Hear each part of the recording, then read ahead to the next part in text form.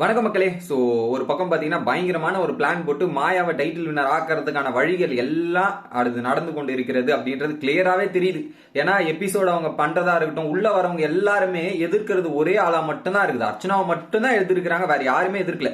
அந்த அளவுக்கு உள்ள வரவங்களை கூட ட்ரெயின் பண்ணி வச்சு இவங்களை இது பண்ணி அனுப்பணும், நம்ம மாயாவை டைட்டில் வின்னர் ஆக்கணும்ன்ற மாதிரி எல்லா விஷயங்களும் நடக்குது. அதை பத்தி தான் நம்ம டிஸ்கஸ் பண்ண போறோம். பாயிண்ட் நம்பர் 1, இது வரைக்கும் மாயா எத்தனை வாட்டி நாமினேஷன் வந்திருக்காங்க? நாமினேஷன் வந்தப்ப மாயாக்கு அவ்வளவு ஓட்டுகள் விழுந்திருக்கா? இது வரைக்கும் நம்ம அன்அபிஷியல கூட அவ்வளவு ஓட்டுகள் நம்ம பார்த்ததே கிடையாது. ஆனா சடனா இந்த வீக்ல மட்டுமே மாயாக்கு மட்டும் எல்லா போல்ஸ்லயுமே அர்ச்சனாவோட லீடிங், அர்ச்சனா தான் லீடிங்ல இருப்பாங்க. அர்ச்சனாவை லீடிங் போற அளவுக்கு ஓட்டு எப்படி திடீர்னு வருது சொல்லுங்க மக்களே? ஏன்னா 4%, அர்ச்சனா 40%ல இருந்தா 4% இருப்பாங்க. ஆனா அர்ச்சனாக்கு எதிராக வந்து போல் வச்சா வரவே மாட்டாங்க. ஆனா சடனா இன்னைக்கு வந்து எல்லா போல்ஸ்லயுமே மாயா வந்து லீடிங்ல இருக்காங்க. ட்விட்டர் போல்ஸா இருக்கட்டும், இது எல்லாமே யூடியூப் போல்ஸ்ல இல்ல, ட்விட்டர்ல எல்லாம் பாத்தீங்கன்னா எல்லாத்துலயும் சடனா எப்படி லீடிங் வராங்க அப்படின்றது ஒரு கேள்வி வருது. ஒரு வழியா ஏசி போட்டாங்க போல இருக்கு. ஏசி போட்ட வேலையில தான் இங்க வந்து அப்படியே ஓட்டு ஏறிட்டே இருக்குது போல இருக்கு. சோ இந்த விஷயம் ஒரு பக்கம் நடந்துட்டு இருக்கா சோசியல் மீடியால. ஏன்னா நிறைய ட்வீட்ஸ் எல்லாம் வந்து இப்ப பாத்தீங்கன்னா மாயாக்கு சாதகமா பண்ற மாதிரி அந்த விஷயங்கள் நடந்து கொண்டு இருக்கிறது கிளியரா தெரியுது. ஓட்டிங்ல அர்ச்சனா தான் டாப், பட் இங்க நடக்கிறதெல்லாம் இது ஒரு பக்கம் நடந்துட்டு இருக்கு. இது சோசியல் மீடியா. பட் வீட்டுக்குள்ள வந்தார்ல சரவணன் விக்ரம், அவர் என்ன தெரியுமா பேசுறாரு மாயா கிட்ட போயிட்டு, சோ நாங்கெல்லாம் கேங் அப் பண்ணிருக்கோம். ரவீனா ஒரு ப்ரோமோல சொல்லியிருந்தா ஒரு விஷயத்த, இவங்க எல்லாம் ஃப்ரெண்ட்ஸா இருக்க மாட்டானுங்க, வெளியே போயிட்டு இந்த மாதிரி பண்ணிட்டு இருப்பாங்க. பட் வெளியே போயிட்டு நம்ம எல்லாம் ஃப்ரெண்ட்ஸா இருக்கும், நிறைய மீட் பண்றோம், கெட் டுகெதர் எல்லாம் மீட் பண்ணி எல்லாத்தையும் பண்ணிட்டு இருக்கோம், இதெல்லாம் பண்ணிட்டு இருக்கோம் அப்படின்னு சொல்லும் போது மாயா அப்படியா சந்தோஷப்பட்டு இந்த மாதிரி பேசிட்டு இருக்காங்க. பேசிட்டு இருக்கும்போது பாத்தீங்கன்னா இந்த ஷோவோட டைட்டில் வின்னர் யாருன்னு எனக்கு தெரியும், அர்ச்சனா தான் டைட்டில் வின்னர் போறாங்கன்றது எனக்கு தெரியும், அந்த மாதிரிலாம் தெரியும் அப்படின்ற மாதிரி சொன்ன உடனே, பட் நான் கேமை சுவாரஸ்யமா இன்ட்ரெஸ்டிங்கா விளையாடி இருக்கேன், என்னால முடிஞ்ச அளவுக்கு எஃபெக்ட் போட்டு ஃபினாலே வரையும் போயிருவோன்றதான் என்னோட கணிப்பு, நான் அதுக்கு வருத்தப்படல அப்படின்னு சொல்லும் போது பாத்தீங்கன்னா அக்ஷயா உடனே அர்ச்சனா வந்து என்ன பண்ணாங்க தெரியுமா, அப்படி பண்ணாங்க இப்படி பண்ணாங்கன்ற மாதிரி அர்ச்சனாவை பத்தி ஒரு இஷ்யூ எடுத்து ஃபர்ஸ்ட் அக்ஷயா பேசுறாங்க. இன்னொரு பக்கம் சரவணன் விக்ரம் அர்ச்சனா ஃபேக் அப்படின்ற மாதிரி சொல்றதுக்கு ஒரு சில விஷயங்கள்லாம் எடுத்து வைக்கிறார். அங்கதான் எனக்கு முரண்பாடே ஆகுது. அந்த சைக்கிள் மதிக்கிற டாஸ்க்ல வந்து அர்ச்சனா கிட்ட போய் ஏதோ 2 வாட்டி இவர் சாரி கேட்டிருக்காரு. ஆனா அர்ச்சனா வந்து வேற ஏதோ பின்னாடி பேசிட்டு இருக்காங்க, வேற மாதிரி ஏதோ ஒன்று பேசிட்டு இருக்காங்க அப்படின்ற மாதிரி ஒரு விஷயத்தை மீன் பண்றாரு. பட் என்ன சொன்னாங்க ஏது சொன்னாங்கன்னு எனக்கு கரெக்டா புரியல. இது ஒரு விஷயத்தை மீன் பண்றாரு. இப்ப பின்னாடி பேசுறது ஃபேக்னா, உனக்கு முன்னாடி ஒன்னு பேசிட்டு உனக்கு பின்னாடி பேசின மாயாவும் ஃபேக் தானையா? கரெக்ட் தான், ஓகேங்களா? கரெக்டான ரீசன் கொடுங்க. அர்ச்சனா ஒரு சில இடத்துல இருந்தாலும் ரீசனை கரெக்டா கொடுங்க. இப்ப நீ பின்னாடி போய் பேசினது ஃபேக்னா, அப்ப மாயா பண்ணது ஃபேக் தானே? அப்ப நீ வந்து அர்ச்சனாவை கேட்கணும், மாயாவும் கேட்கணும்ல. எனக்கு அந்த கம்பேரிசன் நான் சொல்றேன். ஏன்னா இவர் மாயா பண்ணதை அதை அக்செப்ட் பண்ணி ஏத்துப்பாரா, அர்ச்சனா பண்ணதை அக்செப்ட் பண்ணி ஏத்துக்க மாட்டாரு. என்ன நியாயம் அப்படின்றது எனக்கு புரியல. அர்ச்சனா ஏன்னா மாயா வந்து ஃப்ரெண்டு அக்செப்ட் பண்ணி ஏத்துக்கிறீங்கன்னு ஒரு ரீசன் கூட சொல்லலாம். பட் இந்த 2 ரீசனும் எனக்கு கான்ட்ராக்ட் ஆகுது. இதே தான் அப்போ மாயாவும் ஃபேக் தானே, நீங்க அர்ச்சனா அந்த ரீசன் வச்சு ஃபேக் சொல்றீங்கன்னா மாயாவும் ஃபேக் தானே அப்படின்ற மாதிரி.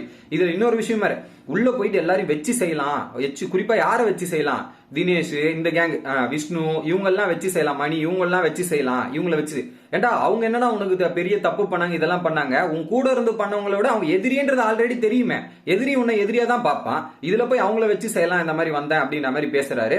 குறிப்பா அர்ச்சனாவெல்லாம் வச்சு செய்யலாம் நினைச்சு வந்தேன் அப்படின்ற மாதிரி யார் இன்ஃபர்மேஷன் கொடுத்திருப்பாங்கன்னு பாருங்க. சரவணன் விக்ரம் ரீசெண்டா வீட்டுக்குள்ள வரதுக்கு முன்னாடி யாரெல்லாம் மீட் பண்ணிட்டு வந்தாங்கன்றத நீங்க போய் செக் பண்ணீங்கன்னாவே தெரிஞ்சிடும் யார் மூலியமா இதெல்லாம் நடக்குது அப்படின்றது. ஏன்னா அந்த கிளியரா நீங்க சில இன்ஃபர்மேஷன்லாம் பாத்தீங்கன்னா உங்களுக்கு கிறிஸ்டல் கிளியரா தெரிஞ்சிடும். இந்த ஒரு விஷயம் நானும் நிக்சன் கூட பார்த்தோம், இதெல்லாம் பார்க்கும்போது எனக்கு அப்படியே ஷாக் ஆயிருச்சு. இங்க ஒரு மாதிரி இருக்கு, வெளியே வந்து வேற மாதிரி ப்ரொஜெக்ட் ஆகுது, வேற மாதிரி போகுது அப்படின்னு. சோ இவங்க எல்லாம் பண்றது கரெக்ட், வெளியே மக்கள் பாக்குற எல்லாருக்கும் மக்கள் கண்களுக்கு தப்பா தெரியுதான். அப்படிதாங்க இவங்க மீன் பண்றாங்க. மாயா பண்றது இந்த கேங் பண்றது எல்லாமே ரைட்டு அப்படின்ற மாதிரி இவங்க வீட்டுக்குள்ள போற கண்டஸ்டன்ஸ் எல்லாம் பேசுறாங்க. வெளியே வந்து மக்கள் பார்வை தப்பா இருக்கு, வேற மாதிரி ப்ரொஜெக்ட் ஆகுது, வேற மாதிரி ப்ரொஜெக்ட் ஆகுது அப்படின்றத சொல்லிட்டு இருக்காங்க. நிக்சன் எல்லாம் கூட பேசினாங்களாம். ஃபார் எக்ஸாம்பிள் வீக்கெண்ட்ல வர கைத்தட்டலாம் கூட பொய்யுங்க, அதெல்லாம் ரியலே கிடையாதுங்க, பொய்யுங்க அப்படின்ற மாதிரி சொல்றாங்க. ஃபார் எக்ஸாம்பிள்னா அர்ச்சனா பிஆர் இருக்கு, பிஆர் அதெல்லாம் அப்படி வராங்கன்றது ஒன்று சொல்றாங்க. சப்போர்ட், மக்கள் சப்போர்ட்டும் ஒரு பக்கம் இருக்கு, இல்லன்னு தான் சொல்ல முடியாதுங்க. நீங்க அதெல்லாம் மறுக்கவே முடியும். பிஆரை விட மக்கள் சப்போர்ட் அதிகம் அப்படின்னு நீங்க சொல்லலாம். எல்லாருக்கும் பிஆர் இருக்கு, மக்கள் சப்போர்ட் ஹெவி அதிகம். ஆனா எனக்கு ஒரு டவுட், வீக்கெண்ட் வர கிளாப்ஸ் எல்லாமே பொய்ன்னு சொல்றாங்க. ஏண்டா உங்களுக்கு மாயாவோட கிளாப்ஸ் தான் கட் பண்ணி எடிட்டிங்ல போடுறாங்க, அர்ச்சனாக்கு வர கிளாப்ஸ் பொய் நீங்க சொல்றீங்களே. பட் லாஜிக்கா பேச வேணாமா? பிஆர்னா அந்த வீக்கெண்ட் எபிசோட்ல கூட வார வாரம் வந்து கும்பல் வந்து உங்களுக்கு பிஆர் அனுப்புவாங்களா? மக்கள் அனுப்பாம உங்களுக்கு பிஆர் அனுப்பிச்சு அந்த பிஆர் கும்பல் தான் வந்து உட்காரும். எங்க மாதிரி லாஜிக்கா பேசுறாங்களா மக்களே? இது கூட பொய் அப்படின்ற மாதிரி டிஸ்கஸ் பண்ணணும்னு சொல்றாங்க. யாரு? சரவணன் விக்ரம். வந்தனாலே நான் அர்ச்சனாவை அட்டாக் பண்ணும், இது பண்ணுன்றதுக்காக தான் நான் வந்த முழுக்க. ஆனா எனக்கு இன்னும் நம்பிக்கை இருக்குமாயா, நீ டைட்டில் வின் பண்ணுவேன், நீ டைட்டில் வின் பண்றதுக்கான வாய்ப்பு இருக்கு, எனக்கு நம்பிக்கை இருக்கு அப்படின்ற மாதிரி வந்து பேசுறாங்க. சோ வரவங்க எல்லாருமே என்னன்னா ஒரே ஒரு யுக்தியை சொல்லிட்டு இருக்காங்க, அர்ச்சனாவை மட்டும் அட்டாக் பண்ணுங்க அப்படின்ற மாதிரி, அர்ச்சனாவை மட்டும் பேசுங்க அப்படின்றது. இந்த வார எபிசோட் மொத்தமே நீங்க எடுத்து பாருங்களேன். எடுத்து பாத்தீங்கன்னா வார எல்லாருமே அர்ச்சனாவை தான் அட்டாக் பண்ணுவோம், அர்ச்சனாவை தான் இது பண்ணுவோன்ற மாதிரி முழுக்க அர்ச்சனாவை டார்கெட் பண்ற மாதிரி தான் இருக்கும்.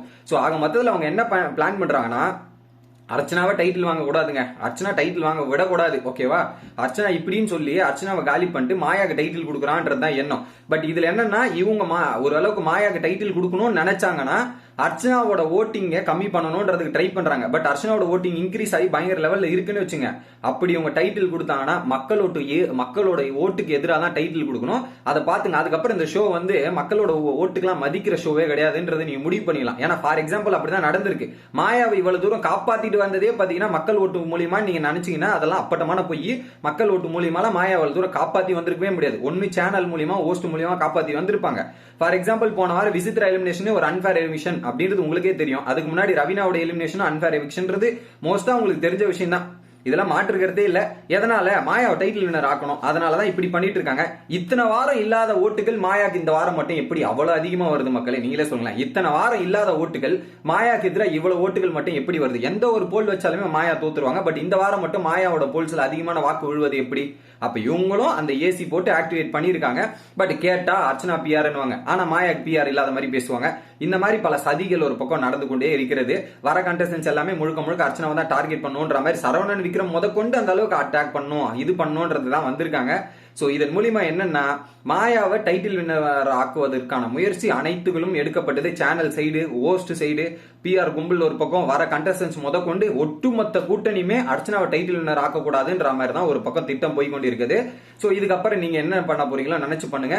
உங்ககிட்ட இருக்கிறது ஒரே ஒரு விஷயம் தான், ஓட்டுப்படி நியாயமா பண்ணோம்னா நீங்க ஓட்டு மட்டும் போட்டுட்டே இருக்காங்க, விடாங்க. அதை மீறி அவங்க என்ன பண்ணாங்கன்னா, அதை அவங்க கம்ப்ளீட்டா வந்து ஃபேக்கு, கம்ப்ளீட்டா அது நியாயமற்ற செயல் அப்படின்றதான் எனக்கு தோணுது. ஓட்டை மீறி அவங்க ஏமாத்துறாங்கன்னா அப்பட்டமா தெரிஞ்சிடும் இது ஓட்டு மூலியமா அவங்க ஜெயிச்சிருக்க மாட்டாங்கன்றது தான் உண்மை. உங்களோட கருத்து என்ன அப்படின்றது கமெண்ட் பண்ணுங்க கைஸ்.